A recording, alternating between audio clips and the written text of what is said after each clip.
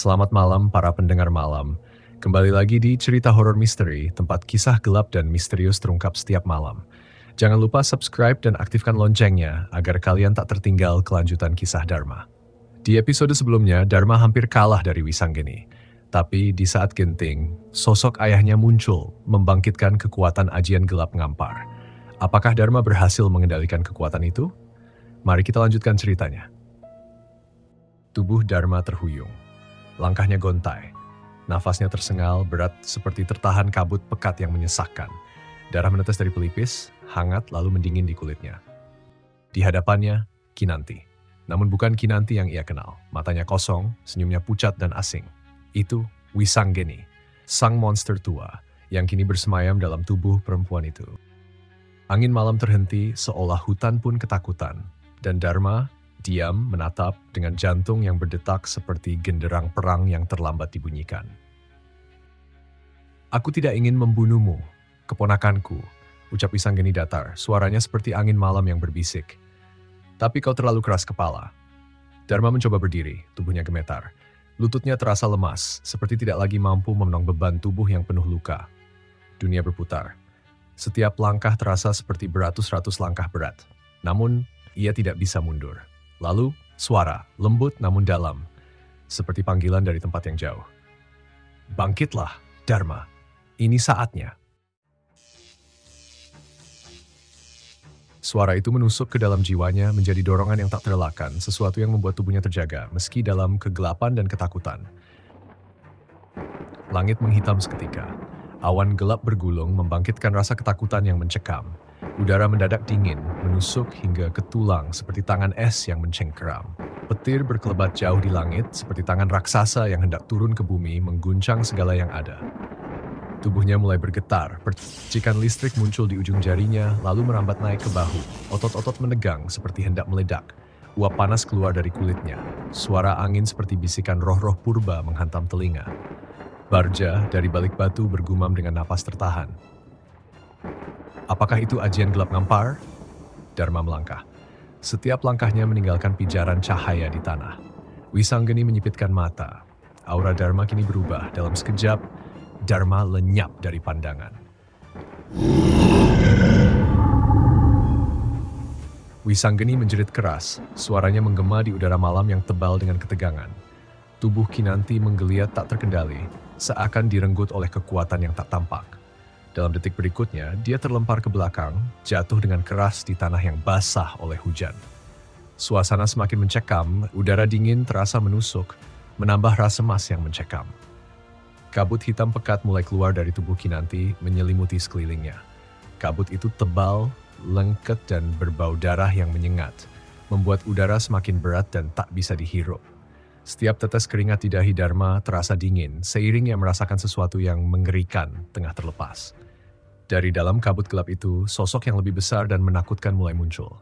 Wisanggeni, dalam bentuk aslinya, muncul perlahan. Tubuhnya berbulu hitam pekat dengan tanduk runcing yang menjulang. Gigi tajamnya memancar dalam cahaya rembulan, memberi kilatan mengerikan dalam kegelapan yang mencekam. Warga pada Herang yang menyaksikan kejadian itu dari kejauhan menjerit, terkejut melihat sosok Wisanggeni yang begitu mengerikan. Beberapa dari mereka bahkan jatuh pingsan, tubuh mereka terguncang oleh teror yang tak bisa mereka pahami. Suasana hening sejenak, hanya terdengar suara napas mereka yang terengah-engah. Pak Lurah yang berdiri paling depan terduduk lemas di tanah, wajahnya pucat pasi. Suaranya tercekat, hampir tak bisa keluar. "Gusti, itu makhluk apa?" Tanyanya dalam kebingungan. Matanya terbelalak melihat ke arah Wisanggeni yang berdiri megah dengan keangkuhan. Wisanggeni mendongak, tubuhnya membesar dengan kekuatan yang menakutkan. Suara tawanya bergema dari dalam dadanya yang lebar seperti suara petir yang mengguntur. "Ini aku yang sebenarnya, Dharma.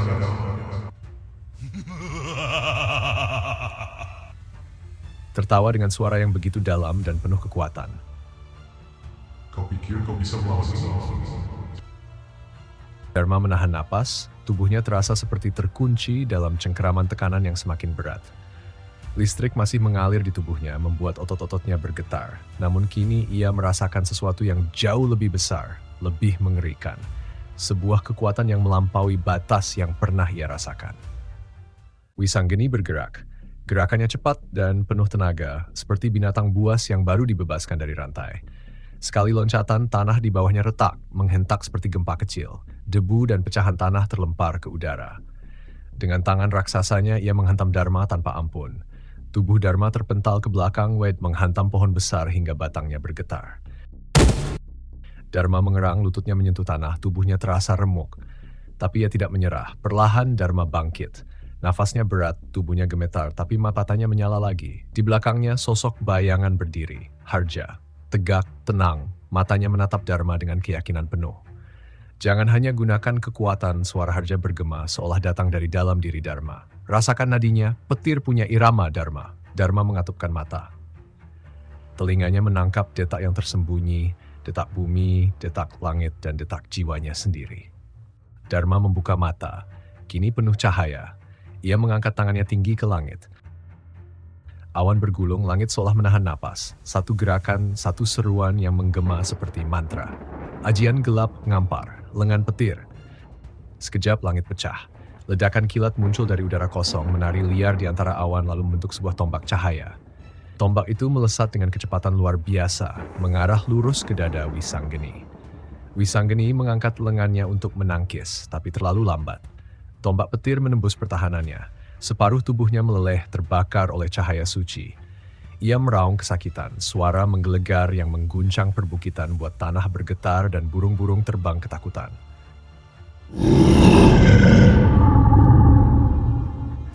Tapi monster itu tidak tinggal diam. Dengan tubuh setengah terbakar, ia melompat ke depan, mengayunkan pukulan raksasa yang kini berselimut api hitam. Dharma hampir tak sempat menghindar. Pukulan itu menyambar sebagian tubuhnya, kulitnya terbakar, tubuhnya terpental. Namun ia bertahan. Napasnya berat tapi semangatnya tak padam. Ia menerjang kembali, matanya menyala. Gelap ngampar kini bukan sekadar petir, tapi badai. Arus listrik mengelilinginya, deras hidup seperti bagian dari jiwanya. Dharma meluncur seperti kilat, menghantam perut Wisanggeni dengan kekuatan luar biasa. Tubuh monster itu terhempas jauh, membelah pohon, menghantam tanah keras.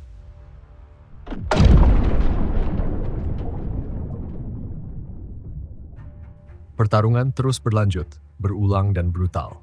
Pukulan bertemu tebasan, kilatan cahaya membelah udara, raungan menggema di setiap sudut hutan. Langit di atas mereka berubah menjadi merah kehitaman, seperti darah yang tumpah dari langit. Awan bergulung cepat, udara menjadi sesak, seperti menolak keberadaan dua kekuatan raksasa yang saling bertarung.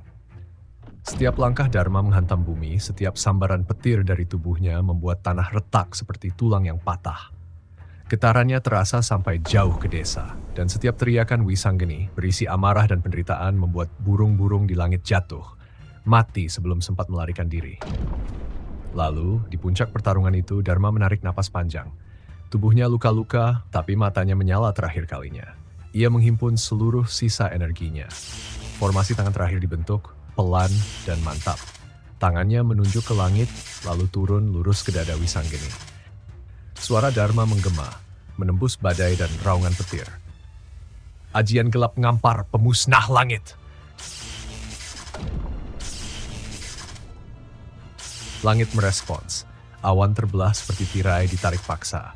Cahaya putih menyilaukan turun dalam pusaran. Dari celah langit itu, satu petir raksasa jatuh, bukan menyambar, tapi menghukum. Petir itu menghantam tubuh Dharma lebih dulu, menyatu dengan jiwanya. Tubuh Dharma bersinar, menggigil oleh kekuatan langit yang tak bisa ditampung manusia. Tapi ia bertahan dan membiarkan petir itu menerobos dirinya. Satu garis cahaya menyambar lurus tepat ke arah dada Wisanggeni. Monster itu tak sempat menghindar. Ia menjerit. Tubuhnya meleleh, terbakar dari dalam. Dagingnya terkoyak, tulangnya terbelah, dan suaranya melengking. Bukan sekadar kesakitan, tapi kehancuran. Dalam sekejap, Wisanggeni menghilang. Pertarungan telah usai, tapi ketegangan masih menggantung di udara. Hanya angin malam yang menderu pelan membawa bau tanah terbakar dan udara lembab sisa hujan. Kinanti terbaring lemah di tanah, napasnya tipis tapi masih ada. Di kejauhan Barja berlari tergesa, menerobos kabut dan debu yang belum sepenuhnya reda. Ia menghampiri Dharma yang masih berdiri, tubuhnya diselimuti sisa kilat tapi goyah. Dari balik reruntuhan dan semak, warga mulai keluar perlahan dari tempat persembunyian. Wajah-wajah cemas menatap ke arah Dharma dan lapangan yang hangus.